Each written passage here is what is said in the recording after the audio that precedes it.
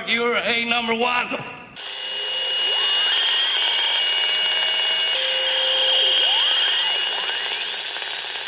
You know, you look like your head fell on the cheese dip back in 1957.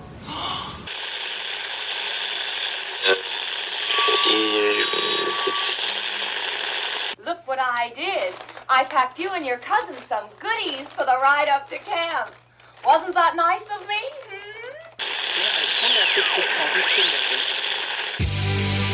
This is Complete Disarray with Jamie Ray. Now, here he is, Pork Boy from Hollywood himself, Jamie Ray.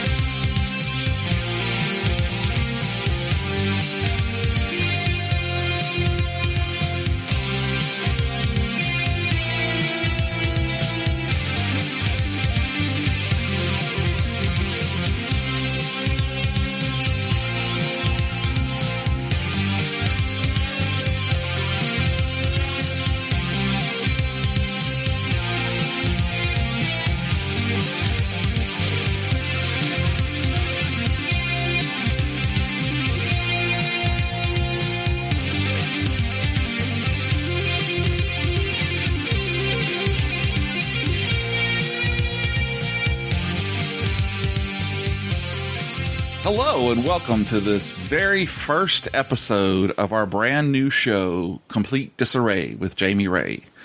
I'm Jamie Ray, your co-host, and by co-host, that means that each week I'm going to have someone on here to discuss and argue and agree and laugh about whatever subject I want to. And to start us all off, we're going to start with a very cool movie that we've seen over and over again, but no matter how many times you think you've seen this movie, my co-host today has seen it more. Probably so. Welcome to the Plastic Microphone Studios once again, Super Gus. Thank you for having me, Jamie. It's absolute pleasure, sir. So, as a guest on Fave 5 from Fans, we've made a couple of lists and we've talked and stuff, but we don't get to spend a lot of time on any one topic. Correct. So you and I had been talking about doing something like this. We're doing some other episodes, a walkthrough for each episode of Picard. Picard. Yes. And I'm going to be having just a bunch of other things coming up in the future. I'm going to do a show on Buck Rogers. Lily's going to do a Hamilton episode. Just, a way to spend about 45 minutes to an hour talking about just one thing. Right. And so I think, being that you are so steeped in Sleepaway Camp, Sleepaway Camp. and we covered it in what was the very first episode, notwithstanding the pilot. Right, that we did together. That's right, for summer camp slashers. Yes. And I just think that this film, not just being a genre-breaking film, we all know if you haven't seen the movie, you need to stop and go watch it, because we will be going heavily into the movie. We'll be giving spoilers. We'll be giving opinions. So if you haven't seen it, it's on Amazon Prime right now. I think you can catch it maybe on Tubi. So you should see it and then come back and listen to the show. Or just get the DVD. Oh, yeah. Support Robert Hiltzik. That's right. So basically, Sleepaway Camp is the story of Angela and Ricky, who are cousins. Yes. Who end up going away to Camp Arawak. Right. For the summer. And this is one of those camps where you would go and stay for a while. Yeah, basically for the summer. Yeah, exactly. And Angela's a very unique girl. And that's mildly putting it. Yeah. And Ricky is very protective of her. Yes, he is. And so it's once they get to camp and things start to happen and people start getting hurt or killed, and it's maimed. or maimed, yeah, or trying to figure out, what's going on. So, anyway, great movie. So, what I'm thinking that we'll do is maybe we'll just kind of do a walkthrough. Okay. And then we'll kind of talk about some things that come up, and maybe, I just rewatched it yesterday, and I had a couple of things. And one of the things that we're going to hit on is the true villain of this movie. And it's not the killer. Okay, and we'll get to that when we get in a little bit. But, okay, so the movie starts out in...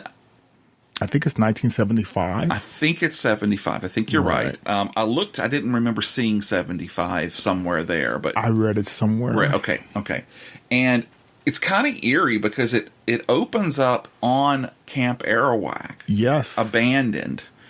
And, I was about to say something else. Yeah, no, because I noticed it today because there's some windows boarded up, and there's like a mattress or something pulled up, and then as it has these weird voiceovers with the campers, and you can hear all that. And then as it pulls down the road, it goes to the gate, and there's a sheriff's notice on the gate, and then there's a for sale sign on across the Camp Arawak sign. So basically, the movie takes place after it starts out after the event. It starts out after events. So obviously, the guys lost everything. The sheriffs have taken it over. Life. Yeah, and it's foreclosed, And so then we back up to the lake, where we see John and his two kids, Peter and Angela, just having a nice little day on the lake. And a little bitty sailboat. The kids are arguing back and forth. Just a typical setting. Typical siblings. And then we have a guy and a girl, Craig and Marianne, driving this cool little jet ski boat thing that, and they're pulling Delore. Dolores. Well, I thought it was Dolores, but it's Delore. That may have been a typo because I've seen it spelled as Dolores. Really? Okay. Well, I want to go back and look because I went back to look at the spelling. Well, yeah, even if you listen to when Marianne calls her, she calls her Dolores. Well, I thought it very strange. Now, I didn't go back and look up the actors and the character names, but this was just in the subtitles. I think the subtitle was wrong. And I they do looked it at twice, and they make mistakes. So I saw it last night. Oh, yeah? Well, no, when I looked it up, the characters and whatnot. Yeah. I could have sworn I saw Dolores. Okay, we'll see. And, of course, you would be the one to know for sure. And Marianne convinces Craig to let her drive the boat. All the time, Peter and Angela are going back and forth. They're talking about wanting to go to the summer camp, which is on the other side of the lake. You know what camp that is? That's Arawak. Yes. Yeah. Which I did not realize till last night. Oh, really? Yeah. I just thought it was some other camp somewhere else. Okay. I did not realize... Well, I'm not going to jump ahead, but I didn't realize it was Camp Arawak. Yeah, and I thought it interesting because Angela said something like, when we get older, do you think we can go there and they can teach us to ski like this girl's doing?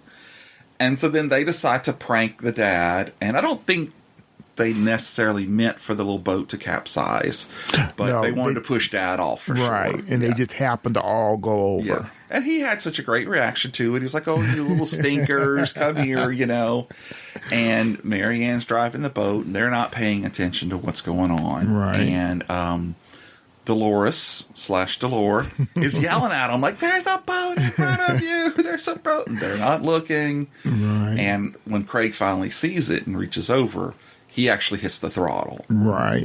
Big mistake. And which just goes to show you just how fast the accident could happen. In hindsight, having seen it, Lord knows how many times now, like, I would have grabbed the kids. Everybody hold your breath and just sink under the water. Exactly. But when it's like right in the moment, your brain just freezes. Right. It's like you could have saved yourself from that. Yeah. And so the dad's dad. Now we didn't forget about his friend yelling to him that, hey, you got to hurry up and get out of here because Doc is coming at 4:30. Aunt Martha. Dr. Aunt Martha. Yeah, yeah. And did you notice that they asked where Ricky was, and they said, no, Ricky's staying with his father this weekend? Right. I never picked that up until this time. Yeah, yeah. Oh. Yeah, just that that it was, that they didn't say he's at his aunt and uncle's. They said he's with his father. So. But speaking of Dr. Aunt Martha, there's another doctor I just briefly talk about because I found this out fairly recently. Leia Organa. You know what her true title is, don't you? Oh my God. Ambassador Princess General Leia Organa Solo? Actually, add doctor in there too. How is she a doctor too? George Lucas dropped this in like 2004 in an interview he did. Now, creators, they go back and retcon their stories, but basically she got her PhD at the age of 19. He didn't say what it was in, but that was the same year that A New Hope takes place. So in my mind, I'm envisioning while she's off with the rebels, stealing Death Star plans, she also has this notebook defending her thesis while she's firing at people. But That's back funny. to Dr. I never heard that. But back to Dr. Aunt Martha, the woman, the legend. Yeah. So after the dad and one of the kids is killed, and I saw that, you see that little flotation device all cut up, floating off behind the dog. No blood anywhere. No. And so then we flip back to Dr. Aunt Martha's house. Right. And right away, she has this creepy sing-song voice. You see, you say creepy. I call it friendly. Really? Now, in my mind, Aunt Martha is just like totally over the top. Just one of those 100% positive people. Yeah. And at first, it seems like a caricature. But at the same time, I know a couple of people like that. Really? Oh, yes. Do they talk to themselves and then answer themselves too? Because that's what kind of not bugged me, but that's what kind of set me off with Dr. Aunt Martha, was because she's like, oh, well, we couldn't have that. Oh, no, that wouldn't do it all. And she puts her little hands on her chin. Oh, my God. I want to kind of almost say yes, at least one of them. Well, maybe so then. But like I said, they just have this positive outlook on life. They're cheery, almost to the point of, please don't let me get diabetes talking to you. But just the nicest people. So, in the beginning, I'm like, that is so over the top. But, after years of friendship, we're like, well, that is possible. Yeah, okay. All right. And then so she's getting the kids ready to leave to go to camp. Right. And so Ricky comes down with Angela. And so one thing else I caught last night was the fact that where she's got the string on her finger, and it's because of the medical exams, which she's performed and signed. Now, when I first saw the movie, it never occurred to me like why that would even be in the script. Right. But later on... Yeah, it's like it's a medical. I mean, any doctor could do that. It just went right over my head. Yeah, me too. But on this watch, I was like, oh, okay. It explains a lot. Explains a lot. And then she gives them the bag of food for the trip. I'm like, oh my God, how far is this? He's got a grocery bag of food. But, I don't know. Maybe he gets the munchies. Well, Rick is a growing boy. Yeah. And so they hop onto the bus and drive out to Camp Arawak. Now, I have to admit, the scene where they're getting off the bus, I love this scene. Yeah? Mostly because, it's summertime. They're outside. They're having fun. It reminds me of my own childhood. Oh, yeah. Back before computers became big and your only source of entertainment was actually going outside and playing with your friends. Right. Oh, my God. I remember when I was younger, me and my brother during the summer, we would get up at the crack of dawn, when the sun comes up, have breakfast, and then we were gone. Yeah. Like, we would be gone all day because where I lived at, there were a lot of kids in the neighborhood. And we would all just hang out together doing whatever. Yeah. The only thing we knew is that we had to be back inside the house before the street lights came on. Yes, sir. That is the rule. Don't make mama call you. Oh, my brother tested my mama once. Once. Exactly, once. I was already in the house because I knew better. My mama saw them lights were on. She went outside. She was calling my brother. She walked up and down the street looking for him. She finally found him. I'm looking in the window. She had him by the ear. Oh, that's the worst. I'm not kidding you. She had him by the ear, dragging him home because she was so mad. So was your mama a belt person or a switch person? Neither. She liked the hand? The few times me and my brother was stupid enough to act stupid with her, we got the hand. Oh, wow. You know, she wasn't a belt person. She wasn't like extra equipment. She didn't need it. She didn't need it. Yeah. See, my grandmother on my mama's side was a switch woman. Oh, wow. And she knew how to do it because she would make you go pick that switch. And if it wasn't good enough, you'd be getting more. But no, like I said... Of course, not that I ever got spanked. No. But like I said, it's just summertime. It just reminds me of that period of my life where, you know, no worries in life, no responsibilities, just you're a kid and you're having fun. Exactly. And that's why I love that scene. They're just happy. They're running. Like, we're at camp. Yeah. And this is where we first get to meet Mel. Yeah. And Ronnie of the Super Shorts. Oh, my God. That's a fashion only for the 70s Only / for 80s. the 70s. Oh, my gosh, man. His shorts are so short. And then we also get to meet Ben and Artie. Oh, my God. Artie. Look at all them fresh chickens. Oh, my God. And then Ben, he tries to call him on it. And then he says, you just too old. And Ben just kind of laughs it off. But, you know, he's thinking, oh, man, you're a perv. Oh, You're yeah. a perv. Just from the last scene of this focus on his face when he has that straw. Yes, like a big old straw in his and mouth. he's just looking, and it's like, ugh. Yeah, he is super creepy. Yeah. And like I said, Paul just kind of laughs it off, but you know he's got his number, you know. Right. And so this is when Paul sees his friend Ricky. Or, I'm sorry, when Ricky sees his friend Paul, right, and introduces her to Angela. And of course, Angela still hasn't said anything. Yeah, because she does not actually say anything for like, what, a good 20, 30 minutes? A good 20. I meant to record when she actually says something. Right. And the first time she talks is to Paul. Correct. But, and that's when he tells her that Judy has developed over the year. And we learn that Ricky and Judy had been an item at one point. Judy. And then he sees Judy talking to some of the bigger boys. Right. He tries to introduce her. And, bigger boys. And she wants nothing to do with him. She has grown past him. Right. And so I guess the girls then, he walks her to her cabin, and we get to meet M.E.G.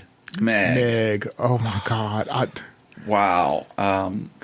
That woman is just something else. And then, of course, I understand how someone like Judy, or one of the other people would get kind of creeped out after a while because Angela, all she does is stare at people. Because that was her first interaction. Exactly. She's just staring at Meg. Yeah, and at Judy.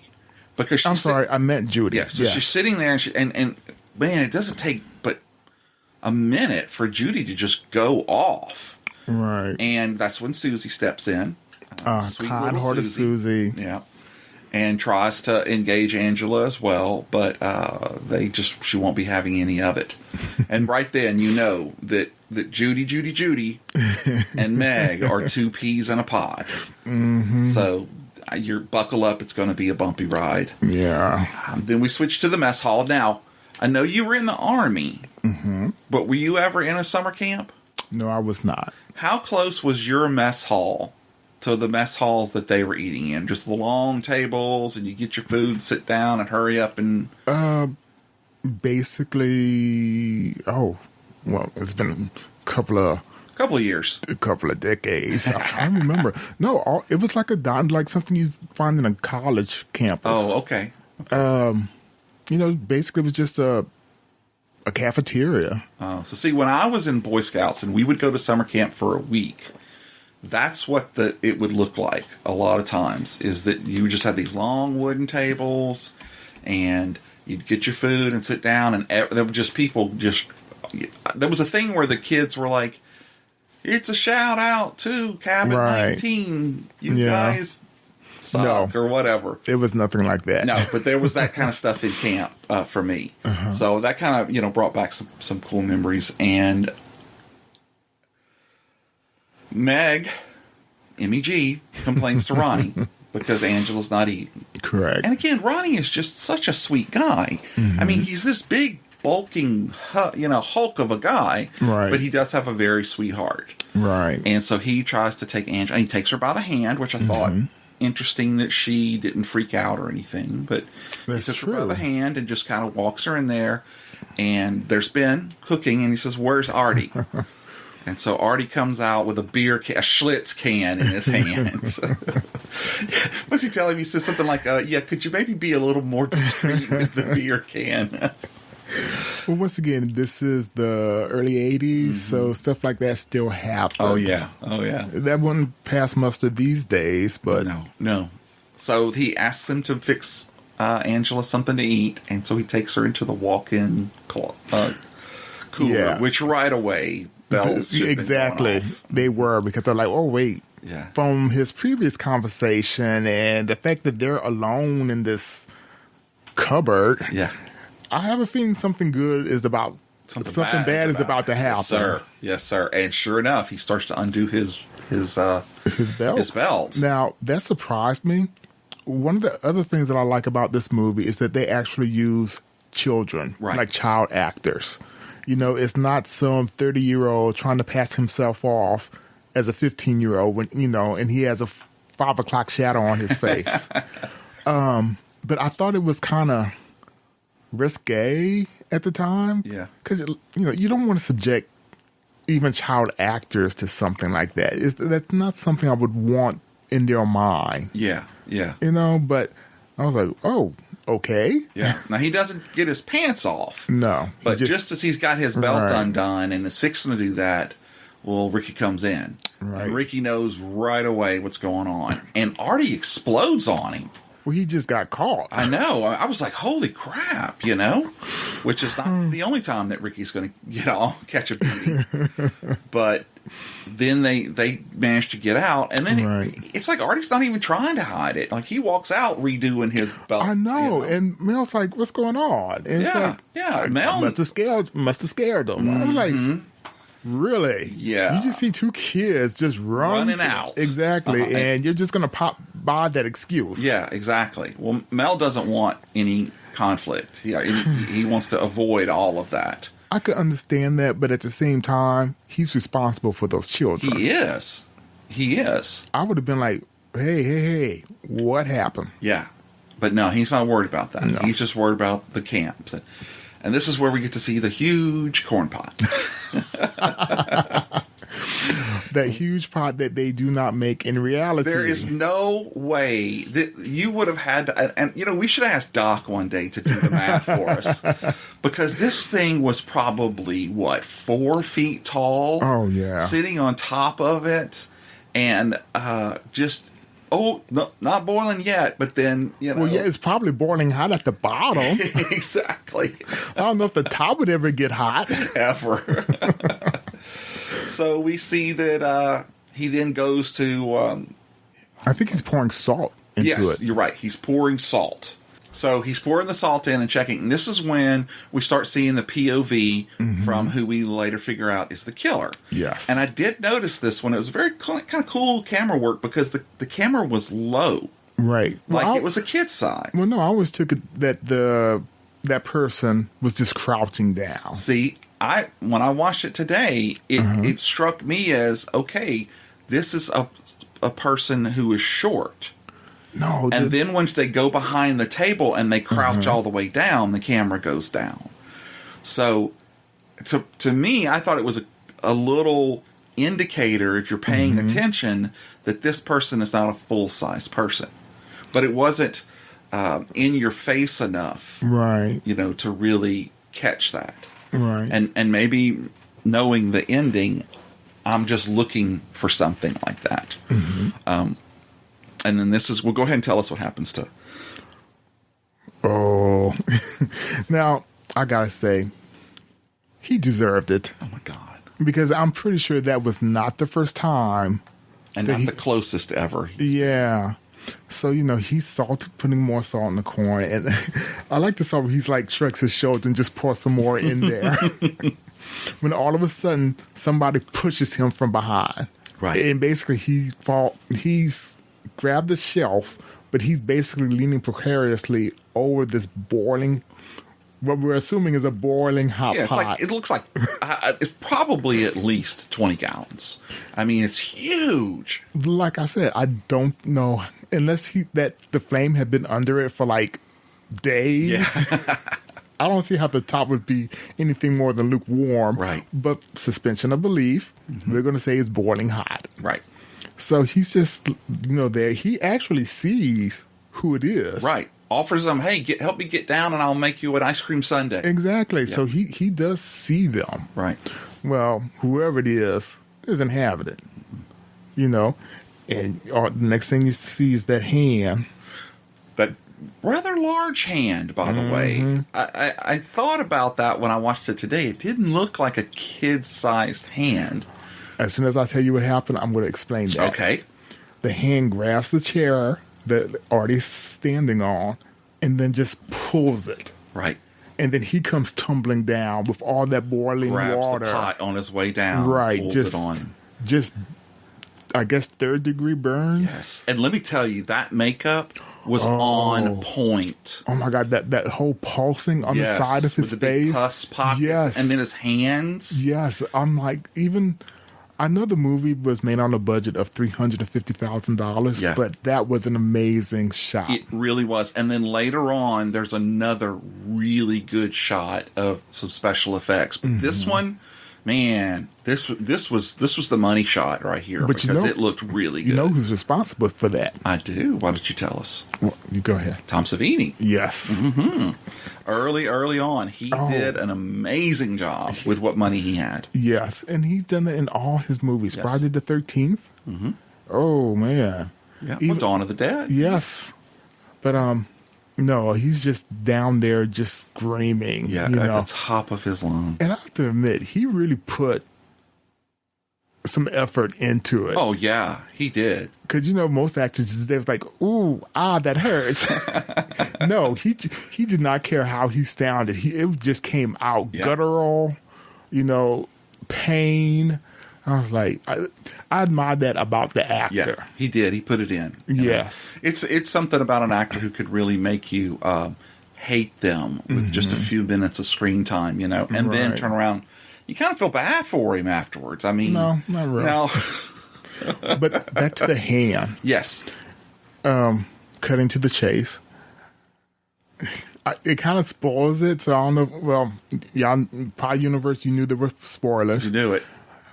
Felicia Rose's mother insisted, and it was put into the contract, that she not do any of the killing.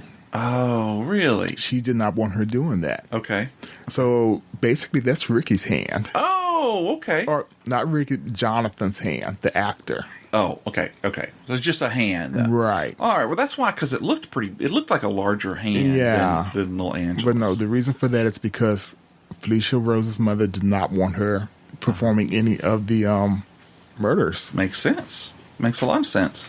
Oh, well, that's interesting. I didn't know that. So then we get the ambulance drivers and everybody come up, and they go to take him, and he's still screaming. And the doctor there says something about, I don't care. I don't have enough medicines strong enough to keep him. He's got to be in agony. Right. And Mel's like, He literally says, Can we move this along? And I'm like, holy crap, Mel.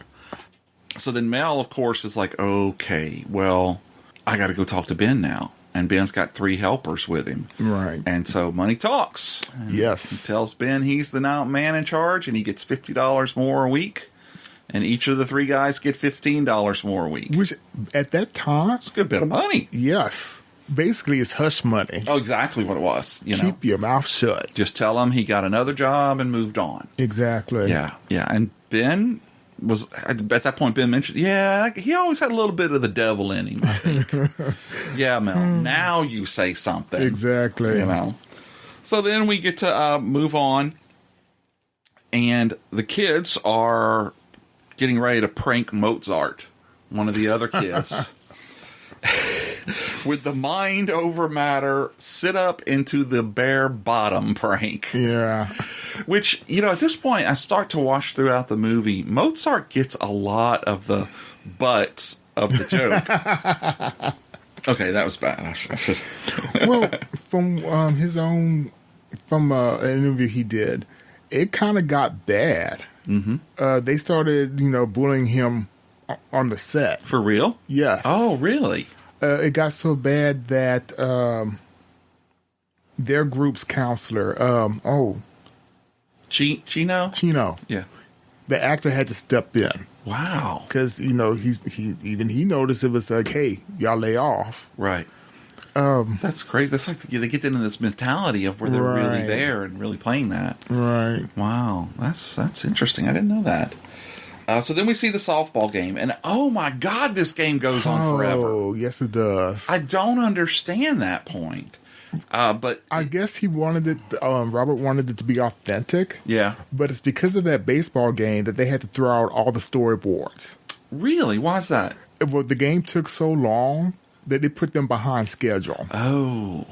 And he said that he doesn't film in pieces. A piece here, a piece there. Oh. He films chronologically. Right. And because of that game, it put them behind schedule. Wow. I did not know that. So, do you know what cabin those kids, the losing team, was from? I never picked that up. I knew that the boys were in 19, but I didn't catch what the other cabin they were. I don't know if they ever said. That's one of the things about this movie that I noticed again on this rewatch was that they don't introduce characters that much, and it's you learn characters' names just from conversations, but it's not like we know all of these people's names early on.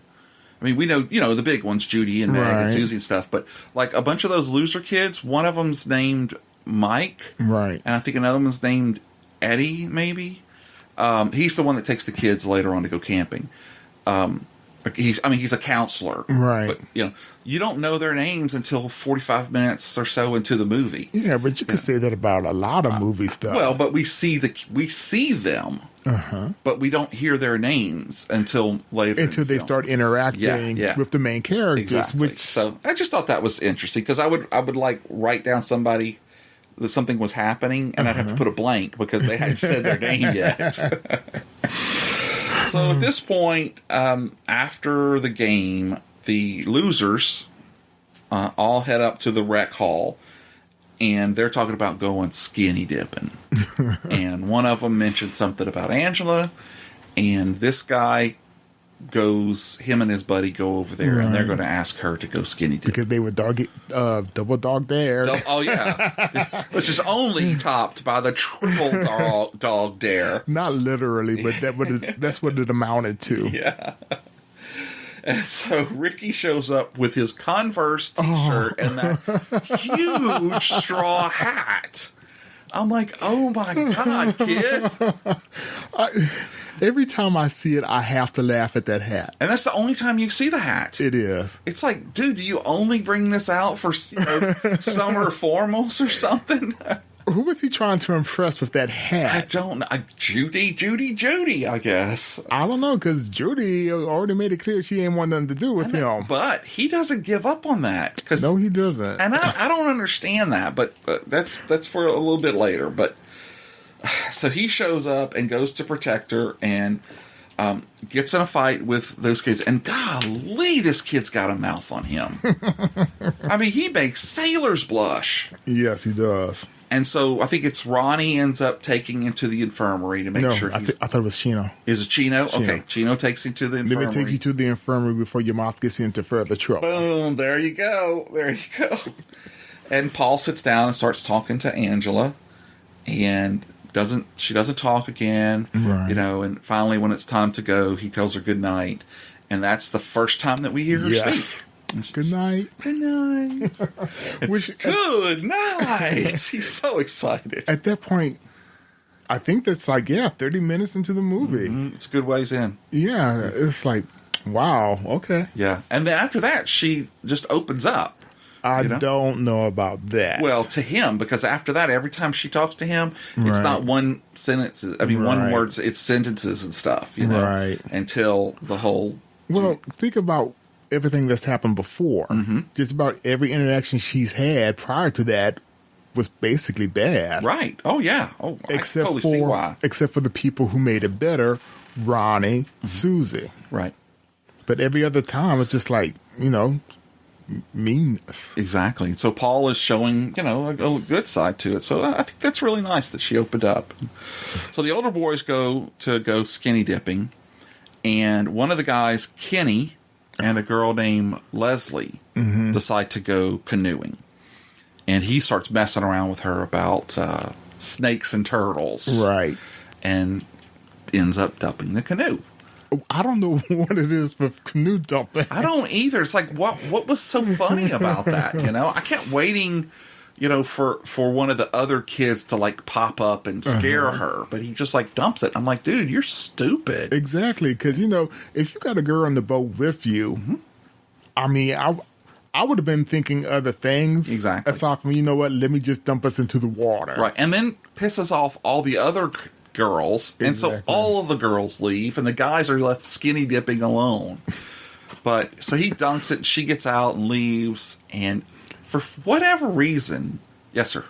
Funny thing about that actress, that is not the same actress from the shore to her swimming back. Really? Two different. Actually, I think it's three. It's two or three. The first actress, I think she came down with mono. Oh, wow. The second one, I think, just didn't want to do it. So in the end, I think Robert's wife was the one who actually swims back and gets out of the water. Really? I think it's his wife. It was somebody's wife. See, now I got to go back and watch that whole scene but again. It is not the same person from start to finish. Huh. The character of Leslie. Yeah. That's what I'm referring to. That's interesting. So he gets up underneath the canoe, and I've done the same thing. When we were in scouting, we had to flip our canoe. Really? Yeah, and then we had to right it. Because it was just one of because it was a merit badge, for canoeing. So in case it flips over, you have to know. So there's a certain way to do it, and I kind of thought that's what he was doing. And then he starts singing or do run, or some, something like that. And then, he was high. Yeah, probably so. And then he's definitely the guy in the orange cutoff shirt was high. Oh my God. Yeah. And then the head pops up, and he's like, what are you doing here? And then the hand reaches out and pushes him under the water and, I guess, drowns him. Yes. So my thing was like, how did you drown that person one-handed? Exactly. In my mind, all you have to do is just basically just sink lower, push them off of you, and go away. But the way the movie makes it seem is that the person who did it had the strength to not only keep them underwater, but to keep themselves from bobbing up. Exactly.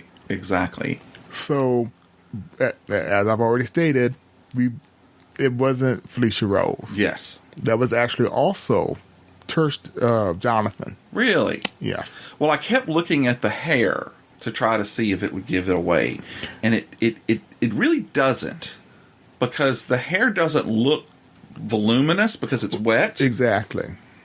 So I thought that was a really cool shot. In a way, you couldn't tell if it was a boy or a girl from behind. Exactly. Because, guys back then, they wore their hair long. Mm-hmm. It could have been either or. Exactly. And so the next morning, the lifeguard, whose name I never caught, he's complaining because the kids have left all of the stuff everywhere. And Mel is too lazy to do it himself. Yeah. And so he goes and finds that, what's this canoe doing here? He goes and flips it over. And this is the second special effect that I thought was amazing. Oh. And so there's the kid. Obviously, the snapping turtles got to him.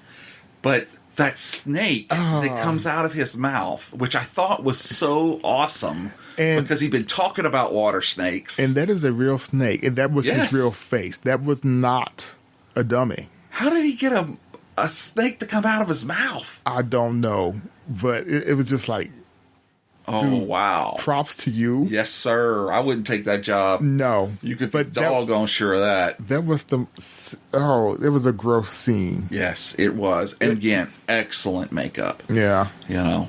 And another cop comes. Mel continues to cover up. I'm sorry. You've had 2 cops in as many days. Uh-huh.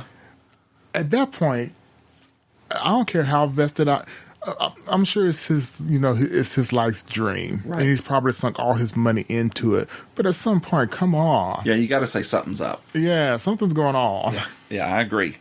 And so Angela's sitting there watching the volleyball game, and Paul comes over, and they talk. And again, Paul's really getting into her, and Right. she's getting into him and talking to him and all of this stuff. And he invites her to go to the movie at the rec hall. And I loved this interaction because it was not, okay, we know that it's the first time she's ever had any interaction like this with an outsider. Right. And he's like, you want to go to the movie? She's like, well, aren't you going already? And I thought we already had to go. Exactly. And I was like, yeah, but we could go together.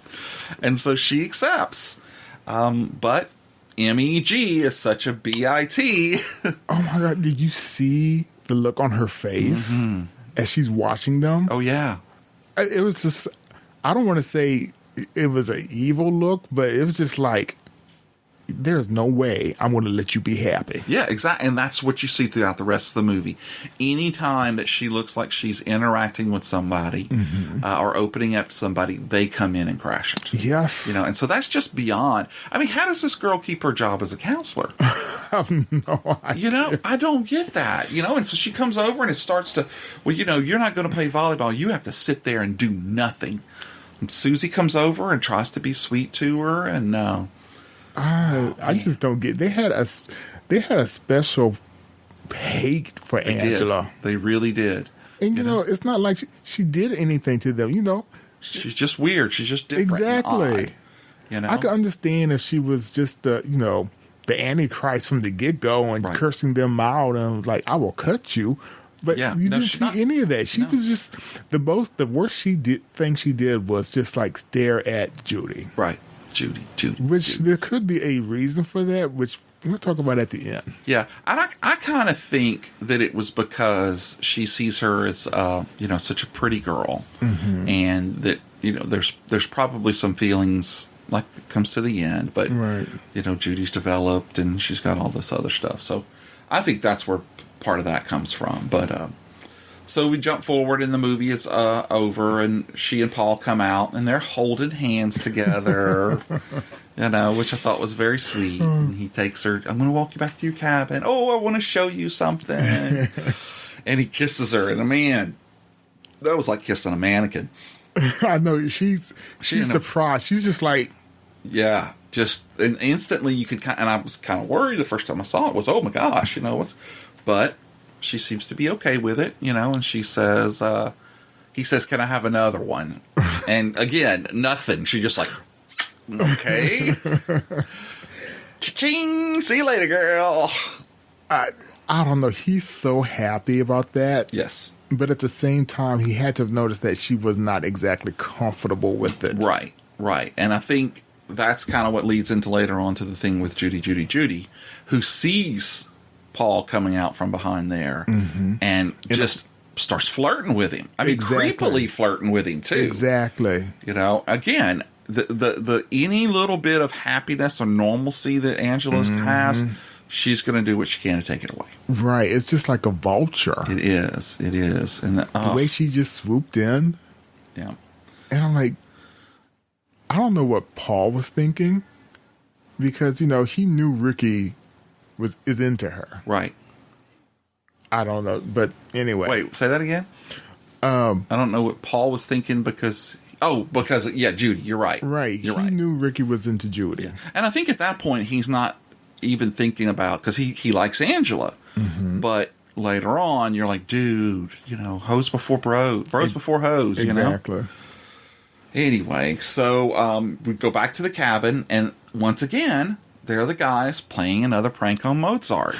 with the shaving cream and the sock, And this time Mozart doesn't take it lightly. He pulls out that hunting knife and goes at, but Ricky doesn't look like he's worried about it. He doesn't. He's hopping around. I don't think that Mozart was actually going to cut anybody. Yeah, I don't think either. But I think that maybe the writers and stuff were trying to make us wonder, maybe Mozart. Right, a red herring. Yeah, So Chino shows up again and grabs the knife and goes in. Oh, okay, well, you're not getting this back to the end of the summer. And he puts it under like a stack of T-shirts or something. Oh, it's secure there. Yeah. Oh, everybody's safe. Well, technically, Chino would be a teenager. Mm-hmm. I mean, we both know that he wasn't a teenager. Yeah, he's probably in his 30s. But exactly. But, as a teenager, he wouldn't have, he would have figured, I've taken it from him. He knows he can't have it till the end of the summer. Right. That's all he needs to do. That's all they need to worry about. No. So we jump back, and now we're back at the beach, the lakefront of the beach. And Paul and Angela are talking again, and Judy can't stand that. I know. Oh, man. And so she goes and finds Meg, and you can watch them in the background like, I know. It's like, you know what? She looks like she's happy. Yeah, this we cannot stand. Let's go ruin it. We must quash that. Exactly. Mm-hmm. And I'm just like, wow, y'all kind of deserve what's about to happen to y'all. Yeah. And then Meg loses it because she's like, talk to me, say something. And Angela, say something. She like grabs her and starts shaking her. And I was like, whoa, girl. But Ronnie comes in and intercedes. And at that point, I was like, okay, now somebody needs to reevaluate Meg's contract because maybe she shouldn't be teaching kids. Exactly. But no, go back to your post and then come see me afterwards. Right. But does she get fired? No. But when they get back to the cabin. Oh my God. Angela is that takes the brunt of Judy's. Just starts screaming at her and letting everybody know she's the reason. Well, no, she's not the reason. Megan, you chose to do what you did. But we do learn something about Angela. Mm-hmm. And that is? She never showers with the rest of the girls. And that makes for a mystery for Judy. Because she's going to start speculating. And she does speculate. Mm-hmm. Calls her a carpenter's dream. Right. I'm not going to say the rest. Nope. But at the same time, it's like, that was another clue. Right. So there were clues throughout the movie. Exactly. About the ending. Mm-hmm. But just listening to it, they weren't big clues. Right. Like, it wasn't something in my, that all of a sudden in my head, I was like, oh my God, she's Yeah. Yeah, it was just at the end of the movie, after everything had played out, then you realize that all these clues were pointing to it. Right. But on their own, it was like, okay, so she likes to take a shower in the morning. So what? Yeah. And then she's just screaming at her. And Susie grabs her and just smacks her one. Oh, that's because she called her a bee. I know. And the look on Susie's face, she was really acting there because she was like, oh my God, what did I just do? Right. But Judy did drive her to that. I hate to say it, but you should never strike a child no matter what. No. Well, I'm not going to say no matter what. Yeah, she says, F off, you bee, and then quack. Susie's been holding that for most of the movie. I think so. I mean, I don't understand. If it was me, if I was Susie, I would have gone to Meg. I'm like, look, you need to lay off her. Yeah, exactly. Or go to Mel and say, Mel, this is what's going on. If you can't handle her, I will deal with her. Yeah. But you need to step back. Yeah. So Angela leaves, and doggone it, I keep calling them the losers because they lost the softball game. The losers start throwing water balloons at her.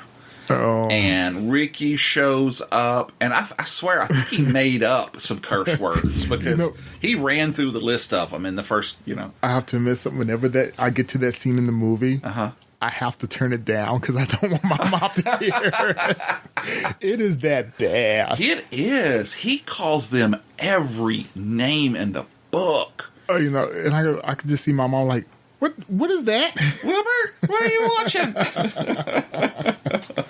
But no, every time it gets to that, I have to turn down the volume. Yeah, I could see that. And so Mel finally shows up and finally acts like the head of the camp. Finally. And gives them a week with no canteen. But then he gives him a week. Well, for that mouth? Yeah, for that mouth. For that potty mouth? I can kind of see that, too. And Angela's just shell-shocked. That's... you could see in her face. So they try to walk her on, and then the head loser, Benny? No, what was his name? Benny? I know his name, it just won't come to me now. Okay, well anyway, he has to take a wicked dump. Class act right there. So he goes and sits in the stalls, and somebody slips that broom handle through so he can't get out. That person had to have been really quiet. Yeah, because there were people coming in and out that cabin, all going to go eat, so they had to slip in really quickly. Exactly.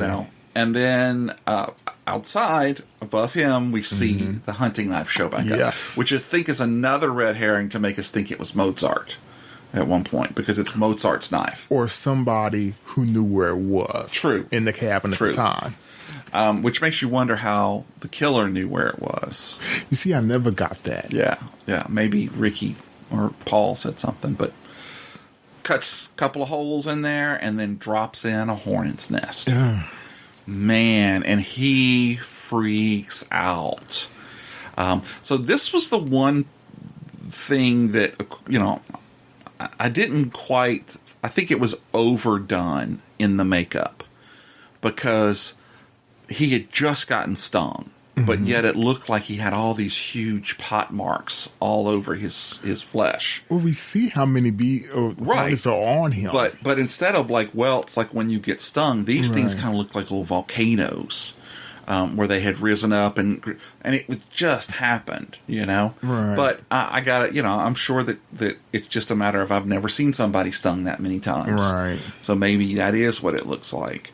But looking at it, I was like, man, that just didn't jive with what I thought it would look like in my head. Right. But his whole face is covered with bees or hornets, whichever it was. The actor, I'm sure we both know that was a plaster of his face. I think he showed it to his mother. Somehow there was something he did where his mother saw it. Yeah. And she freaked out. Oh, yeah. You don't want to see that. Either that or she couldn't stand to look at it because it looked like her child was dead. Yeah. The makeup looked great. Right. In my head, I just didn't think that's what it would look like after an attack. Now, in his defense, I don't think he deserved to be murdered. Yes, he was a bully. Yeah. Yes, he made Angela's life hell, but not to the extent that Meg and Judy did. Right. He was just being an a-hole. Yeah, well, Meg gets hers for sure, but so does Judy. Anyway,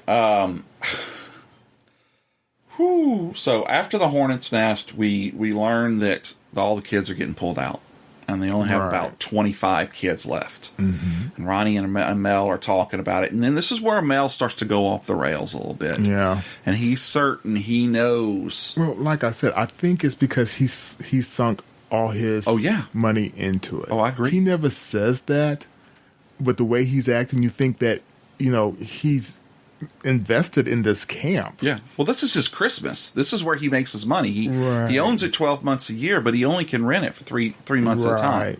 So when all these kids drop out, he takes it personal. Right. Which is weird because I didn't think that Ricky had done anything that could be taken personally. But in Mel's mind, I guess he's just making these connections. Well, Mel was looking at all the past incidents where Ricky basically loses it. Right. You know, I'm sure all that cursing did not work in his favor. No. So then they decide that, he decides that Ricky, he is the killer. Right. He's out to destroy him. Right. Now, keep in mind that he didn't have any issues like this the year before. Exactly. When or the year before, because this was the third year, I think, that they're there. Second or third. Because Paul says something about, Ricky and I have been friends for 3 years now. Right. So, and then right afterwards, Angela and Paul are outside the rec hall, and he scares her. And do you remember the line that she says afterwards? I thought you were the killer. Yeah. And so I'm in my head, I'm like, now I really think, is there something else going on? You know, but again, that was a good way. Or she could have just been acting. So they go to the beach and are running back and forth, very sweet. Then they fall down and he starts kissing her again. And he makes a move to and then flashback. Yes.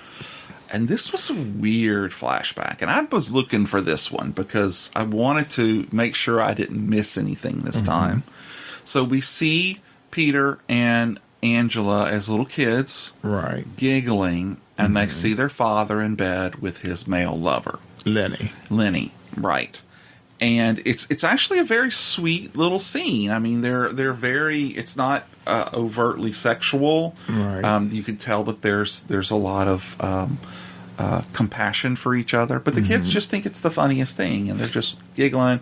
Not funny, but I think they think it's, oh, look, Daddy's got a friend. You know. Well, no, I think that it would have been typical of any children walking in on their parents. Oh yeah, no, I agree.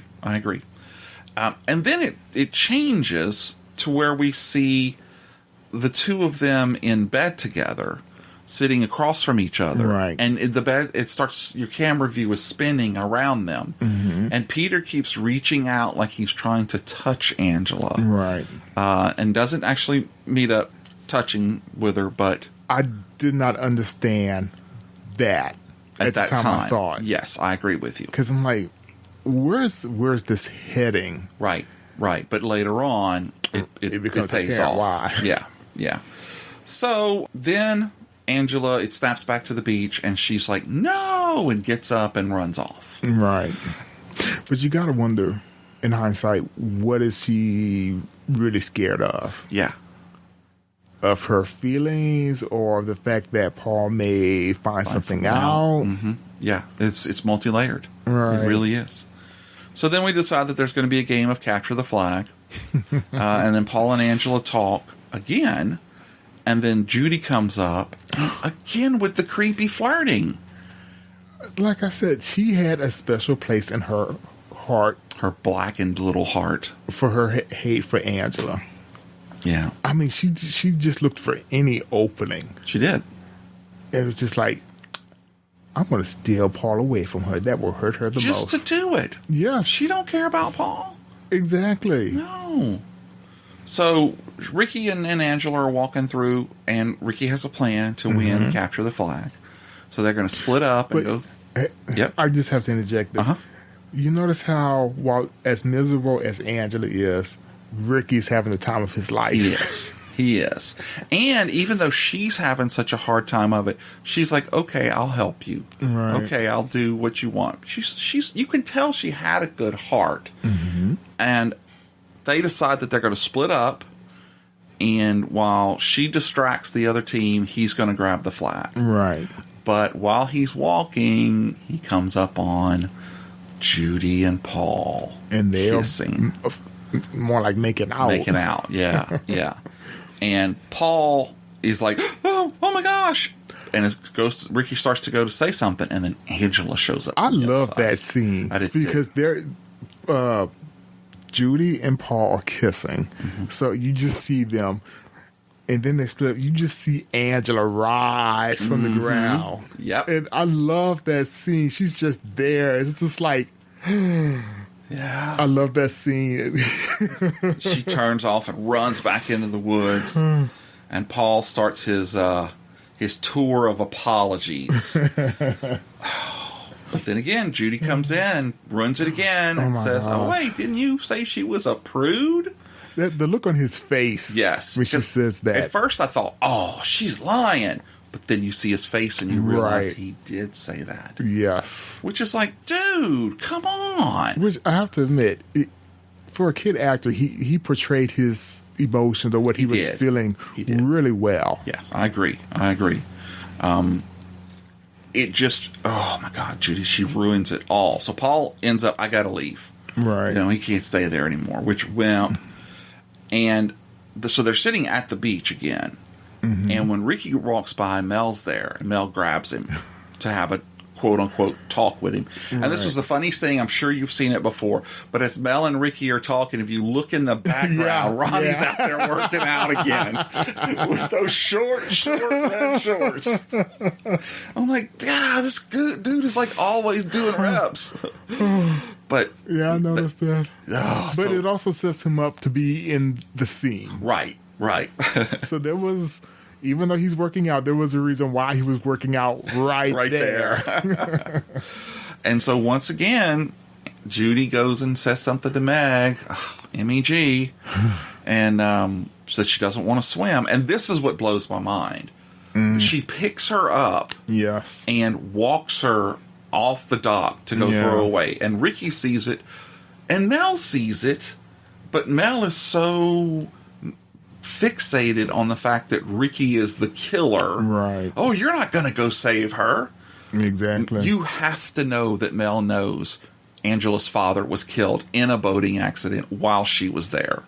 You think so? Well, yeah, because remember they say, well, this is the Angela who Mel talked to us about. So, But we don't know how in-depth no, a conversation he had with, I'm assuming, but you Dr. would Aunt think Martha. that Dr. Aunt Martha would say, and she probably won't go near water because her dad was killed. Right. Maybe not, but anyway, whatever. You've got one of your counselors taking a camper and going and walking them onto the water while they're screaming, no, no, no, no, no. Right. And Well, you would think that one of the other counselors would have Yes. like, stop it right now. exactly, the lifeguard was right there. I know, and didn't say anything. No, not until after she drops her in. But oh God! So he runs out there, and Ronnie stops Mel and allows Ricky to run to the dock. And they throw Angela in the water, and poor thing, you know, she looks like a wet kitten. And he pulls her out, and he promises, "I'll make them pay. They'll all pay."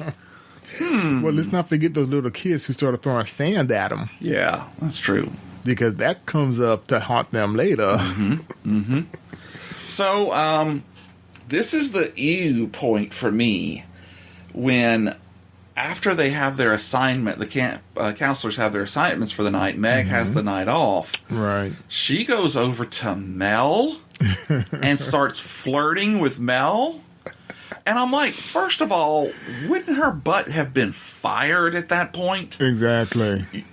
You only have 25 campers. So Exactly. you could go, girl. Exactly. But no, he's worried about having that quote-unquote dinner with her. So, Remember that dinner you promised me? so I thought it was pretty funny, too. They go back to the cabin, and there's like a line of girls. Right. She's like, you think I could go first? And they all look at her. No, they're not having that. But smart girl, she goes next door and uses the shower there, and ends up getting stabbed in the back through the shower with that hunting knife again. Yeah. You know. I have to admit, I mean, the first strike, yes, I could see that.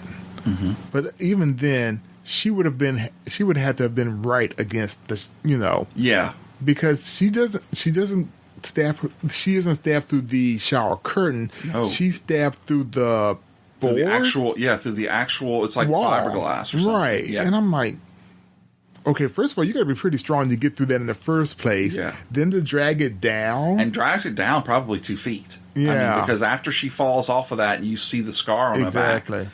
It's So, a big old scar. I had a little problem with that. That just didn't make sense with me. I would think that as soon as Meg would have felt the original stab, she would have like gone forward. Right. To escape whatever is causing the pain. That's true. That's Technically, she just stands there and takes it. Yeah, exactly. You know? So I kind of had trouble believing that murder. Yeah. Well, the next murder is the one that bugs me the most. Okay, so Eddie has taken 6 of the kids to go camping. Yes. And he gets out, one of the kids is playing with a hatchet. He's like, you don't play with that. That's not a toy. Right. And so they all go and they make a little campfire and everything. And then this is where it kind of starts jumping back and forth. Because then it goes from the campsite back to Paul and Angela. Where Paul apologizes again to her. Right. And then she gets that weird look on her face. She goes, meet me at the beachfront after the social or something like Right. that. And then it goes back to the kids, and 2 of them wake up, and they're cold, and they want to go back. Right. So this kind of bothered me, because if he took them back, they had to go in a car. Exactly. So he left these 4 kids sleeping. Yeah. And goes and drives them back. Okay? Now, granted, even though this dude looks like a full-grown adult, Yes. he's actually supposed to be portraying a teenager. Right, but I did get the feeling that he was one of the advanced counselors. So he was probably late teens, early 20s. But him and Chino and, of course, Ronnie was the oldest one. But maybe it was just because of the way the actor actually looked. But to allow them to take 6 kids and drive them away, Right. I thought he would have had to be a little bit older. Well, but it doesn't. We know he would have to at least have been 16 to have his driver's license. At least, But like I've never been to camp, Yeah. so I don't know what age they hire for camp counselors. I always thought that they were just older teens. They usually are, but they also can go into college. Okay. So, I can see 20s, 22s. That would make sense. Yeah. But at the same, but my point is that they're still young. Yeah. Maybe it just didn't dawn on him. I should. Well, he does stop and look back at them. Right. And go, kind of like. Well, and then it turns just around and goes walks to off show anyway. He didn't have the experience to know he should get all the kids, wake them up, pack your stuff. We're all going back. Yeah. Yeah. And so someone shows up at the campsite and grabs the hatchet. And then we jump back to the camp. And Mel is looking for Meg. He's going around asking everybody with those awesome green pants on. Those golf pants. With his white leather shoes. The fashions. Yeah. The fashions. And then we see one of the other counselors, Mike. I'm sorry, not counselors. One of the other campers, Mike, is making out with Judy in the dark at the cabin. And Mel shows up looking for Meg. And she was like, I think she went to took a shower and then was going to go somewhere. And this is something that bothers me. So he walks in, and he doesn't touch anything, but Meg falls through the shower curtain onto the floor. Yeah. And I'm like, wait, she waited for that exact instant to fall out. And that's when you see, again, awesome makeup, that incredible scar on the back of her. Yeah. The discoloration around it. Yes, it was very good. And it wasn't overtly bloody. Well, I had an issue with that. Okay. Now, I know that the shower was going on, but at some point the killer turned off the shower. Right. I would think that blood would have still been flowing and would have been at least in a pool, even if a discolored pool. Could be. Under them. But no, that floor was clean. But, ooh, that was a nasty looking scar. It was. Wow. But you're right about, the timing of that. If anything, I would have... I guess her muscles could have contracted, so she stayed standing up. Yeah, but there's so many nerves and things going through her body that I would have thought when he did that cut that she would have dropped like a marionette. That's what I'm thinking, but suspension of belief. Yeah, exactly. That she held on. It made for a great jump scare. She held on just for Mel. And Mel snaps. Oh, he did this. Oh yeah, he was like, I promise him he won't get away with it this time. I had him and I'll let him get away. And he goes out looking, but not before we see Judy curling her hair. And I know this is your... favorite's not the word for it, but this is your scene. Oh, okay. So Judy is doing her hair with her curling iron because back then, to hide the hair, the closer to God. Amen, brother. Amen. So somebody comes in. Now, because of the lighting, you don't see who it is because, it's dark in the cabin, but there's a silhouette. Right. So, they come in. Judy tells the person, don't turn on the lights or we'll have to go to the soap show. Right. So she doesn't know who it is till that person gets right on top of her. Mm-hmm. Then she's like, oh, it's you. What do you want? Hook, right hook. Pow! And like I said the last time we talked about this, Judy must have had a glass jaw. She was out. I know, just like, oh. She was out. I'm like, damn, girl. Yeah, come on. As mean as you are, I would think that evil would give you some type of resistance to being punched or something. But it does not. And the killer, this person's not done yet. No, they are not. So the person grabs her legs and she puts her on, all the way on the cot. The cot. Mm-hmm. Takes the pillow and covers her face with it. Right. Then we see they grab the curling iron. In the shadows. Yes. Yeah. And then you see it. So before it goes in, I noticed something today. What? They open the curling iron. Yes. And I was like, oh, that's just another whole kind of, because that means the entire thing is hot. Hot. Oh, Lord. Then we see it just going, lowering, going down. And the hand goes up. And it's like, Now, when I first saw this, I was kind of young. I was in college, but I was, still kind of naive. I had no idea where that curling iron went. Yeah. I'm like, did she put it down her throat? No, there's a pillow on her face. What? And it's just like, it was years. Yeah. Even after multiple viewings to finally realize where exactly that curling iron went. And you hear it sizzling. Oh. That's the thing. It's like, yes. Oh, my God. Oh. So finally that hand drops. Right. And then I thought it was very clever. Then they pull the bed away from the wall and just push them down and push the bed back. Now, I'm done with that. I know that this is a camp slasher film, but like I said, these guys are still young. Right. Children, which is another reason I didn't think of the actual location of where the killer put the curling iron. Right. Right. But they sure do. Whew.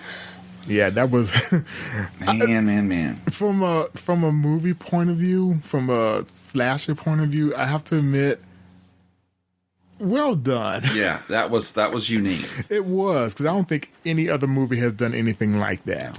And then it was disgusting. It was on the way. That had to have been like a special place in hell for Judy. Yeah, and as you've told me, there's that whole YouTube special. Yes. That has Judy as an adult, so we know that she survives. Right, but we also realize that, because it comes out of her mouth, that she can't have children. Right, she's scarred mentally and physically. So for everyone in the pod universe who doesn't know where it went, that should give you a clue. Yeah. So then Eddie comes back to the camp. This is the one that bothers me the most. Mm-hmm. So he comes back to the camp, and all 4 kids have been slaughtered in their sleeping bags. And I didn't understand what would have driven the killer to murder these 4 kids. Because these were younger kids. Oh, these are most maybe 10. Yeah. And so this person showed up to get the hatchet. I get that. But then why did you stay and kill these 4 people? It just didn't make any sense to me. Well, because they were asleep. Nobody saw her or him. Right. And it could have been... At this point, I'm pretty sure everybody knows who the killer is. Yeah, it's Ricky. No, Angela. I'm talking about from a movie point of view. Yeah, it's Ricky. No, Angela. Angela's the killer? Yeah, I'm pretty sure that we all know that. Oh, I must have seen a different version. Now, she could have just been angry that they threw sand at her, even though, once again, they were just being children. Right. Because they saw everybody else mocking her, so they thought they'd get in. But, she hatchets them. There's fluff and blood and everything. Just a side note, the director, Robert Hiltzik, he said out of all the murders, that's the one he regrets the most. Well, I can agree with him, because I didn't see it as, It wasn't necessary. No. She could the other losers on the team. That I would have seen, But no, this... the first time I saw it, I was like, "Ooh, okay." Yeah, that was brutal. Yeah, That was brutal. now it could have just the original thought could have been, it just shows how far the killer has gone or Right. has snapped. Exactly. Yeah. At this point, they're just, I'm going to kill everybody I can. Right. And speaking of snap, this is where Mel ends up finding Ricky. Yes. And he grabs him and pulls him out into the woods. And man, he just starts wailing on Ricky. Yeah. I mean, just, I thought killed him. Right. Just beat him to death. But once again, I have to say this. Back then, actors knew how to act. Mel did not hold back. No. With he wasn't concerned about looking graceful or pretty while he was Right. beating. It was just like he just let that anger show. Yeah. Which, like I said, shows just how good of an actor some of these people were in this movie. Yeah. They did not care how they looked. It was just like, They left I'm it all angry. on the screen. Exactly. Yeah. Exactly. Yeah. And then it comes to him, oh, crap, what have I done? Right. And he runs off, and he ends up running onto the archery range. The archery range. And he, once again, it's you! I have to admit, I love this this effect. Yes. It's graded in Friday the 13th as well. Oh, that's right. Yeah. Basically, the murderer had you don't see who it is, just see it from behind. But at this point, we know it can't be Ricky because he's laid out exactly on the ground.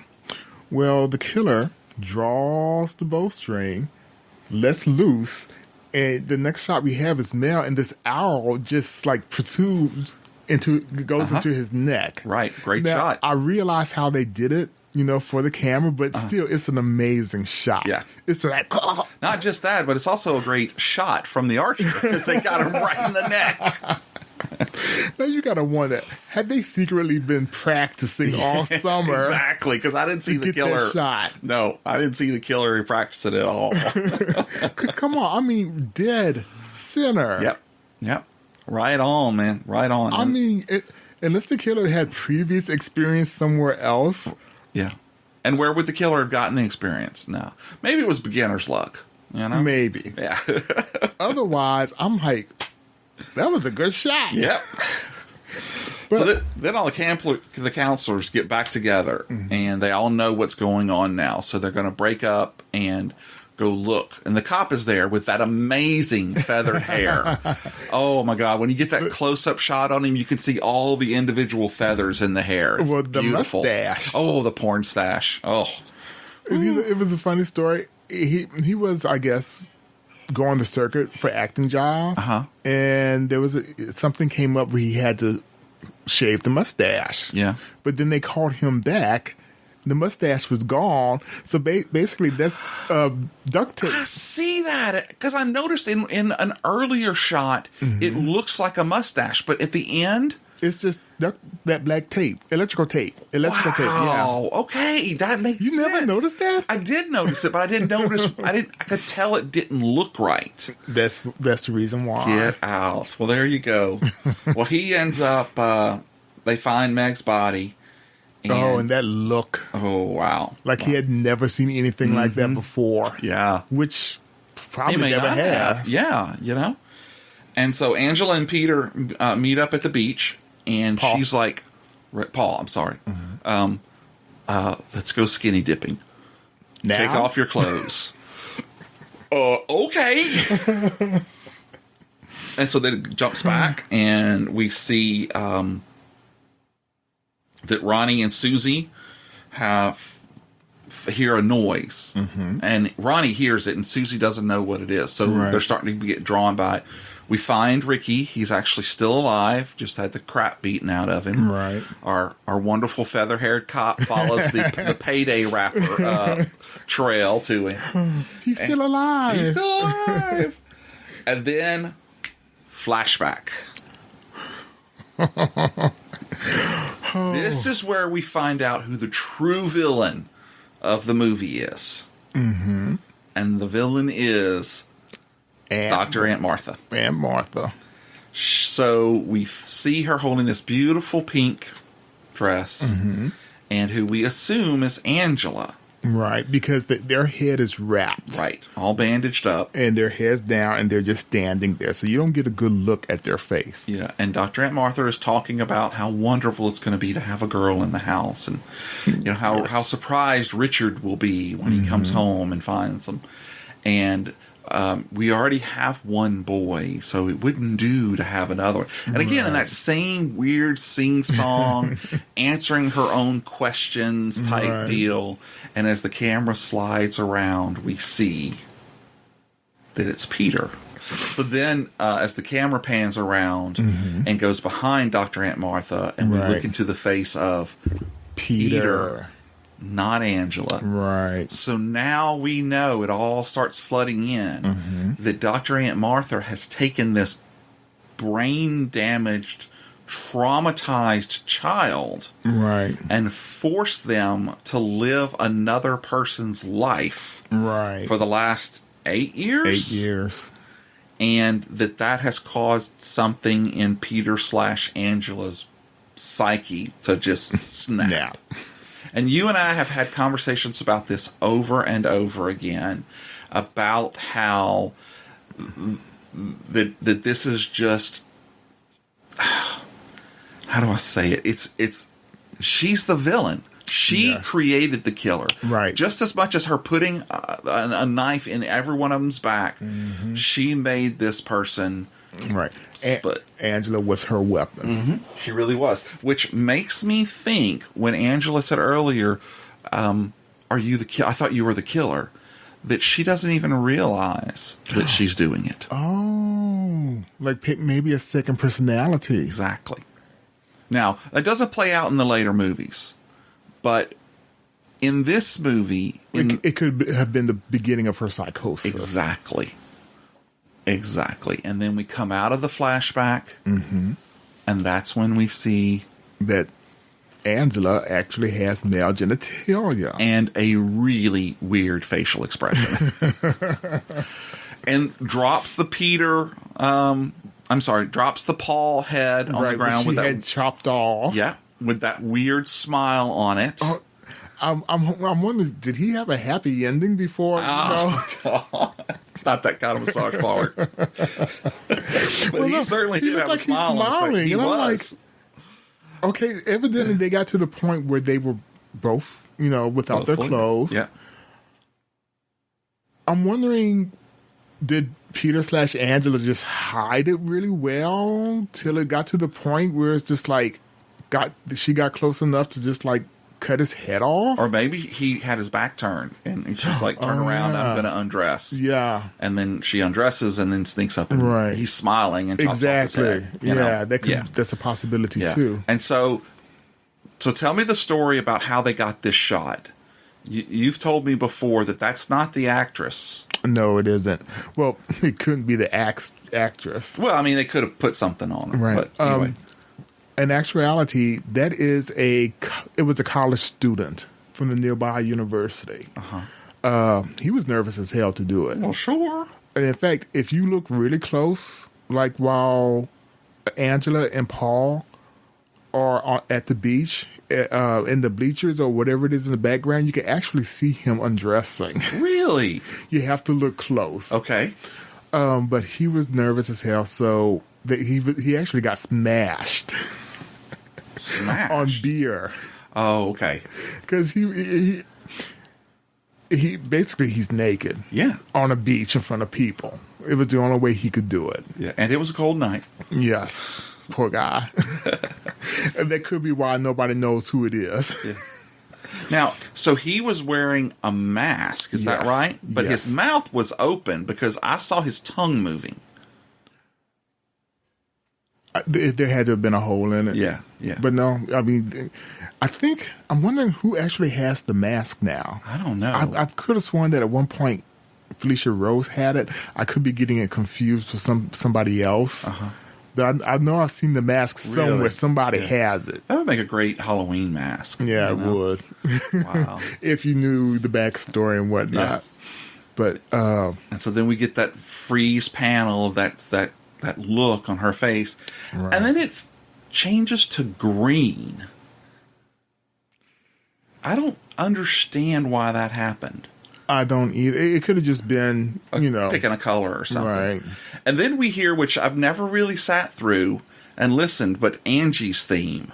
At the end. I was like, wow.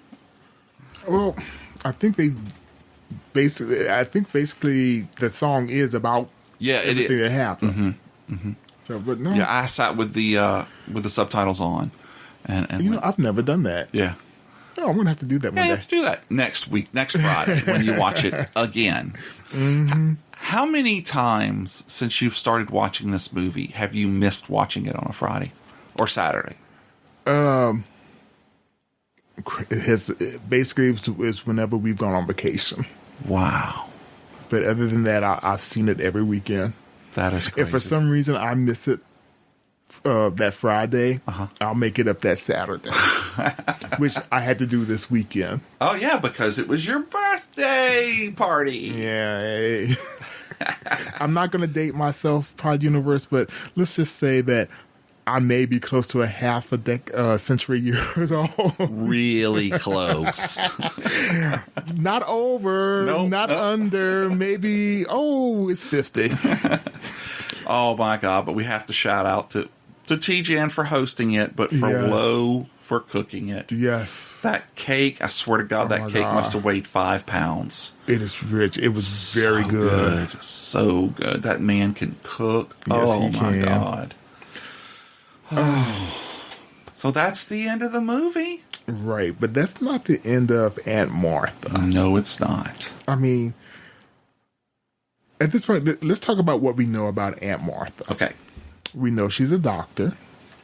We know that she was married, and her husband and her had Ricky.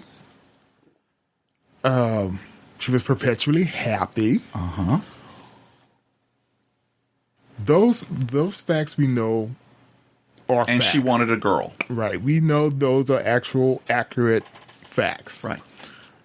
We don't know what drove her to do what she did, though. No. I mean,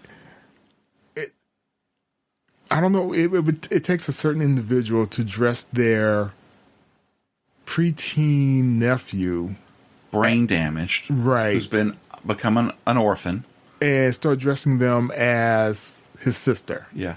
And that's the whole point. Not just dressing him as a girl, but taking over the role of his dead sister.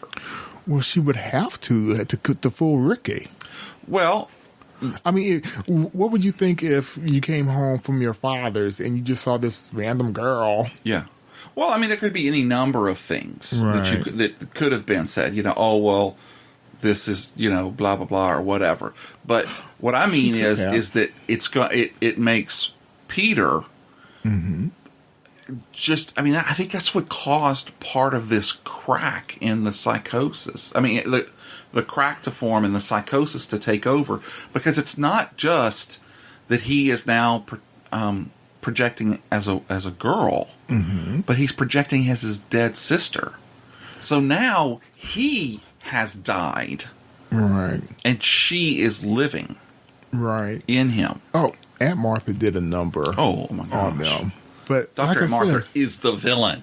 I still don't understand what her reason. Okay, you want a girl? Maybe you should go adopt one. Maybe So see, you and I differ, because I think that Dr. Aunt Martha is wackadoodle. Okay. I'm not disputing that. Okay. Well, because I don't think she's just sweet and sing song. I think she's like I think she's hearing conversations in her head. Possibly. Yeah, and so, but I can't tell you why she would have done something like that. I can't either. There's unless she was just that entrenched in always wanting a girl, and she saw this opportunity. True. And all of the other people in her life, that the family people in her life were no longer around, there was nobody to stop her. Right. I don't know. And they never said what type of doctor she is. No, I always felt she was a psychologist of some sort. She would have to be. Yeah, I didn't think she was a true, like, a general practice doctor. Right. Because when she talks about having signed those things, she goes, well, I am a doctor after all. They never say what type. No. But I just got the fact that she meant I have a doctor in front of my name. Right. Because, I'm sorry, I'm thinking about it. I always wondered what Angela's home life was like. Like, did she go to school? Mm-hmm. Did she have friends at school? You know, they never say what her home life was like. Was she homeschooled? Right. Because you would think at some point somebody would notice. Yeah. But then, you know, I had a theory. Ricky had been going to this camp for possibly 3 years, right? At least 2 years, and this Right. maybe being his third. Why didn't Angela ever go with him before? See, and that brings up a very good point, because if she was homeschooled, okay, then going to this camp right away, you could understand why she was so introverted. But if she went to public school, she would have had interaction of some kind. Right. So I don't think she would have been so closed off. But if she had gone to school, then she would have had interaction with other girls, and she wouldn't have been so creepy staring at them. Right. So I do kind of think that she was probably homeschooled after the accident. Okay. But why Dr. Aunt Martha decided now's the time for you to go to to a camp for 2 months or whatever. You know what I think? What? I think Angela's psychosis was beginning to manifest, and Aunt Martha couldn't handle her. Oh. I think they never showed this, but I'm thinking that, you know, she was acting out. Which is why I would be interested in knowing if there were any recent accidents in their Right, a neighborhood. stressor or something. Yeah. And Dr. Aunt Martha's like, I need a breather. Yeah. You're going to camp with your cousin. Well, okay, here's some evidence to back that up. She and Angela does not speak to her. Doesn't say anything to her. You're right, she doesn't. Yeah, when Dr. Aunt Martha is talking to her about going to camp, you know. So that could be great, because she talks to Ricky. Right. But, I mean, she talks to Ricky after we see the first talk, and I kind of think that we're only seeing that to make it look like she's not talking at all. But, yeah, so maybe you're right. Maybe there's something that's finally starting to break through, you know? And Aunt Martha just needs a break. Yeah. You know, like I said, we don't know what went on in the background. We need a prequel. Right. But we do know what happened afterwards. That's right. Mostly because of Return to Sleepaway Camp. Yes.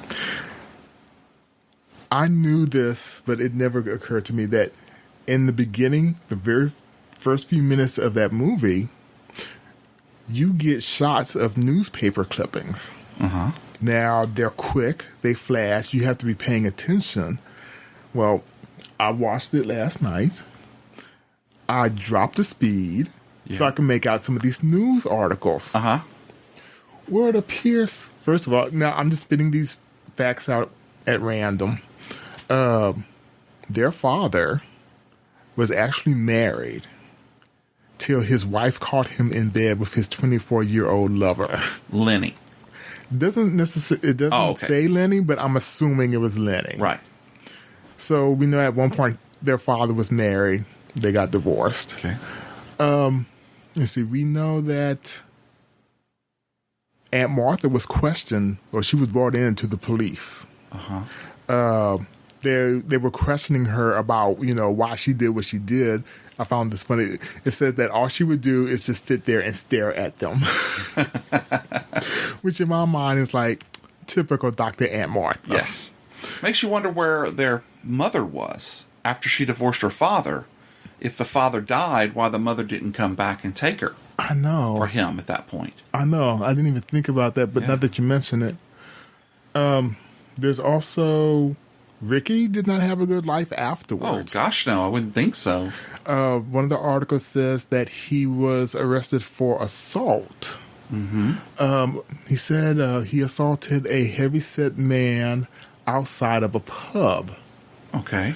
Now, at first, I'm like, oh, but then I'm like, Could that have been Artie? See, while you were saying that, that's what I was thinking. And, you know, like I said, even though I slowed the speed down, I'm trying to pause to read the articles, some of it is cut out. Yeah. So I'm not sure if there was actually a name in the article, because that's what I was looking for. Right. I was looking for Artie's name. That would make sense. I didn't see it. But then I'm thinking, well, maybe Ricky thought he looked enough like him. Set him off. Right. Yeah. Oh, But poor yeah, Ricky, that must have messed him up. well, I'm sure it did. But then there's a part of me that thinks Ricky was in on it. Really? That whole time at the very end between them going camping and the final murders, we both know that the counselor who had the 6 kids was somewhere where he had to drive. Right. Now I'm trying to see how one killer could just be going back and forth like that. Mm-hmm. It didn't make sense. Right. Because it didn't seem like that was a quick trip. No. Well, we don't know for sure. It could have just been like, why would you take a car ride for a 5-minute trip? Because of the gear. That's true. That's just a guess, but because of the gear. Or it could be that the way to the campsite, you had to drive around, even though it was close. Right. And you didn't, because those kids were younger, you didn't want them, which it doesn't make any sense to me why they didn't go they went camping after it was dark. You would think all of that should have been set up before they got to the campsite. Yeah, because the counselor didn't even know they were going camping until when they had their meeting, and it was dark Right. at that point. Exactly. Yeah, no, I'm with you. But so I never thought about Ricky being part of it. Well, I've long held the belief that there's no way Ricky could not have known that was not Peter. If I know that I've heard people say that Peter and Angela were twins, but if you look at the movie at the very Yes. beginning, Angela is significantly taller and bigger than Peter. I don't think they were twins.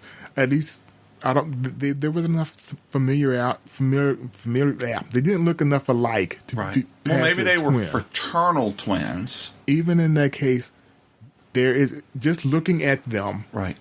There is in mass and whatnot. There is a difference. But again, you have to remember that we're talking about a child who is their age, who may not even notice those types of things. And we don't know how.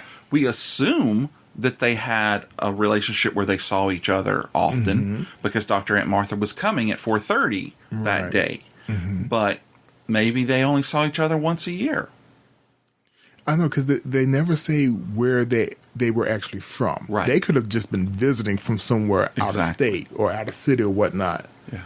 But I still find it hard to believe that Ricky didn't one day just walk in on Angela and like, wait, what's that? Taking a bath or something. Exactly. Yeah, no, I agree with you. So- I could see that. Part of me thinks that Ricky may have known more than he let Or he on, didn't want to believe that he True. knew. which could explain why he was so protective Yes. Yes, you're of right. Angela.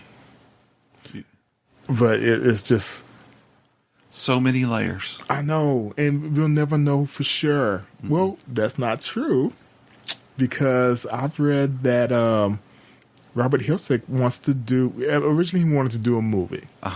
He wanted to do a 90-minute movie, but now it looks like they're going to do an actual season. Really? Well, he's shopping around. He wants one of the streaming. Oh, I'd love Shudder to get that. I know, he wants one of the streaming services to do it. So he, if I read it correctly, he wants to do like 6, 8, 10 episodes. Oh, that would be so cool. It would, because they would be able to go into the past Yes. of all the major Set it characters. back in the 70s. That would be Yes. awesome. You'd have to find those shorts for Ronnie again. But could you imagine the backstory they could do? The father, Aunt Martha. Yeah. Oh my God. Angela. Oh yeah, What it would be great. her life was like. Maybe she was doing stuff in the neighborhood. That's what I'm thinking. I think we need to write him an email, Gus. We'll find Felicia and just tell her, tell him this. As soon as we go to that, as soon as those cons open up, you and I are going to go to one. But no, if it comes to fruition, I would. I don't care if I don't have the service. Yeah, I would have it just for HBO that. Max, and I'll subscribe to it for that. I mean, to me, it's just there's so much potential. Yeah, I agree with you. But I could also see where it probably wouldn't be a favorite for anybody who's not a fan. Yeah, I'm a fan. Are there people who aren't a fan of this movie? I don't think I've ever met one. I think you have. But no, I would love to see that. That would be very cool. Yeah, that'd be very cool. You guys out there, get working on that. We want to see it by the end of 2020. If very only. Cool. Yeah. I doubt it happens that fast because he said he was in the process of writing the script. Oh, okay. So, all right, 2021 by May, by sweeps at the very least. Do they even have sweeps anymore? I don't know. Wow. Well, Gus, this has been so much fun. We have talked about the movie longer than the movie. yes. This is awesome. This is really cool. We get to dive into it and tear stuff apart. Right. I have so enjoyed it. So have I. I love talking about Angela. I know you do. And we You even love Angela. We even threw in a Star Wars fact. Well, I hope that we can come up with something else and sit down. Something that's completely just us. Just me and you, tear one title down. Okay. It'll be a lot of fun. I'll get you back. And then we've got another Fave 5 coming up soon with Lowe. So it'll be a very special Fave 5. So we're going to work that together. So, well, all right. I just want to thank all of y'all out there in the podcast universe for giving us a try. Don't forget that you can also find our other podcast, Fave 5 from Fans, on all of the normal streaming places like Stitcher and Apple and Google Play and iHeartRadio now. And okay. You can also check out the website for fave5fromfans.com, where we'll have blog posts about each of these episodes. And let us know if you like it, if you don't like it, or what you'd like to hear us talk about. So thank you so much for that. Gus, say goodnight. Goodbye, Pod Universe. This is Hulk Boy from Hollywood signing off.